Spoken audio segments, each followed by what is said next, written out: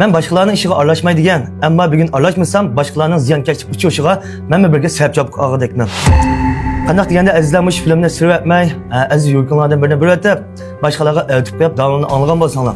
Yaqinda shu loyiq to'nishtirish sifatlari ko'payib ketdi. Shuni bana qilish orqali hozir qizlar boshqalardan haq-so'qti qilib iqtisodiy qiymat yaratib Endi qizlar oson pul topgan iqtisodiy qiymat yaratgan deb o'g'illar kun bo'ltiribdi. Qanday degan chog'da mush yili Qashqada bir tal o'g'il loyiq to'nishtirish sifatida ayolchi yasinish orqali ikki dona o'g'ildan to'yliq pul summasi talab qilgan. Undan boshqa doktorxonada og'rib qoldim degan banani ko'zgich orqali ikki o'g'ildan oldikini bilan 150 million haq-so'qti qilgan. Mushundaq bir voqealiklar chiqib ketdi. Shunlashqa bugun naq sizlarga javob bergan yayi keldim. Sizdan mushuni bir so'rab baksam, agarda mushunaq ishlar bir yuz bersa, bularga qarata qonuniy javobgarlikni qanday ustiga olib uchun bir dapagan bo'lsangiz. Yaxshimisilar do'stlar, men Shinjon kasbkor advokatlik ishlarining advokati, mehribon advokat bo'lman.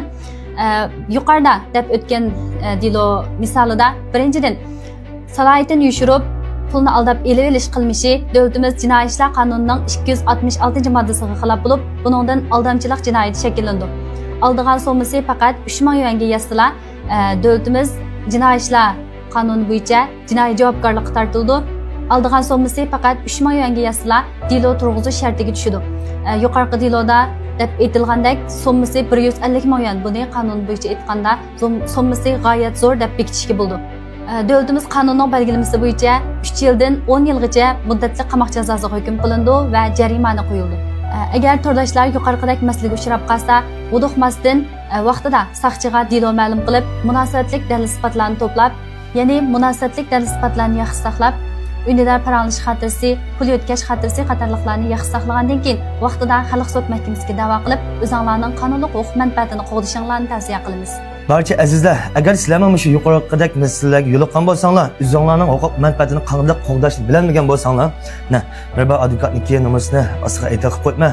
yoki bo'lmasa mush filmni ikkimizniki nomusida tanqidlaysizlar. Har vaqt birbar advokatni qo'shilib, hamishada masala so'rasanglar, har vaqt sizlarga to'g'ri bo'lgan, qonuniy bo'lgan holatda masalalarni qo'llag'inglarga ko'pdan ko'p rahmat bo'lsa, azizlar shu filmni ko'proq boshqalarga aytib qo'ygan bo'lsanglar, ziyonkashlikka uchirish oldida turgan azizlarimiz bo'lsa, bir qadamni keyinga tashlab qo'yib, mangan bo'lsa degan umidda. Rahmat.